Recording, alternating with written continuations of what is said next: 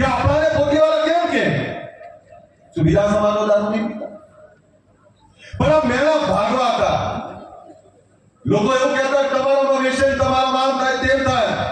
આજે ગુજરાત એવું કહેવા લાગ્યું કે દારૂ બંધ કરાવનારા ઠાકોરો આજે એ વાત મૂકવી પડી એવી હતી. અરે મૂકી, એનો બદલાવ પણ આવ્યો.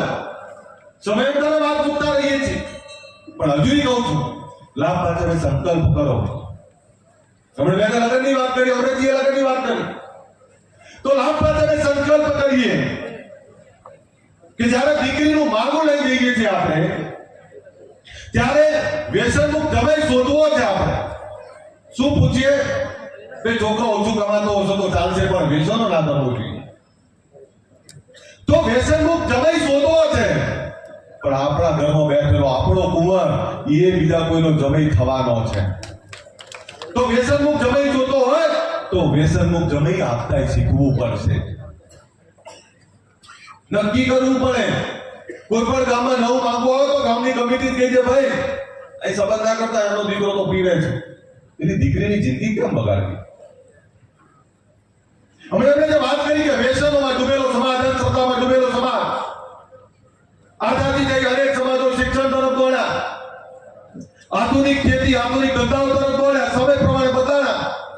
આપણે ના બદલાઈ શક્યા, કારણ કે આપણાને એવું હતું કે આટલી મોટી જમીન જાગીરી ક્યાં ખૂટવાનું છે, અને એ વખતે નાણાંની કિંમત હતી, લોકોના મોત ચોંકાવા હતા નહીં.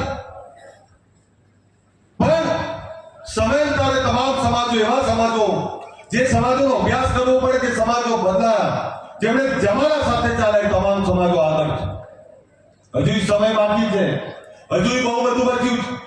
હું આજે તમને કહું છું, વિધાનસભા ધારાસભ્ય છું ગાંધીનગરમાં, આજે ઠાકોરોની 70-80% જગ્યાઓ ઠાકોરો જોડે છે. વીઘો કેટલાનો ખબર? 5 કરોડ થી 50 કરોડનો વીઘો. આજે ઠાકોરો જોડે કરોડો રૂપિયાની જમીનો પડી છે. હજુ બચાવી લો ને તો હજુ કઈ સમય જતો નહીં રહ્યો આપણો. આ દિયોદર, આ બનાસકાંઠા, આ પાટણ, આજે બનાસકાંઠા આધુનિક ખેતી માટે ઓળખાય છે, તો આપણે આધુનિક ખેતી કરી. પણ માફ કરશો, આપણે ખેતી સારી ના કરી. 50 વીઘાનો ખેડૂત ખાતેદાર બિયારણ ટાઈમે 5 વીઘાના ખેડૂત ખાતેદાર જોડે બિયારણના પૈસા લેવા જાય, હું તો શું કરી આપણે? હકીકત સ્વીકારવી પડશે. એટલે આપણે બધાએ જમાના પ્રમાણે ચાલવું પડશે. બહુ શીખ નહીં આપણી 9 વર્ષે સારી સારી વાતો તમે જે સાંભળવા છે એ જ વાતો કરી. પણ તમને હમણાં જે જ્ઞાનીબેન, જે સ્વરૂપજીએ, જે અમરતજીએ અને કેસાજીએ બધાએ વાત કરી કે આપણામાંથી કોઈ આગળ જતો હોય તેનો હાથ ના પકડીએ તો કઈ નહીં, પણ એનો પગ ના ખેંચતા એને મદદ કરવી. જે મળ્યા છે એનો ઉપયોગ કરો. ધારાસભ્ય, સંસદ સભ્ય, મિનિસ્ટર, આનો ઉપયોગ કેવી રીતે થાય સમાજ માટે, આની ચિંતા કરો આપણે. આપણે બધાએ એના માટે અત્યારથી સજાગ રહેવું પડશે. ઘણા બધા ઘણી બધી વાતો કરતા હશે, ત્યારે આમાં કેસાજીના શાયરો કહેવાની આદત છે, પણ મને પણ થોડીક શાયરીઓ કહી દઉં.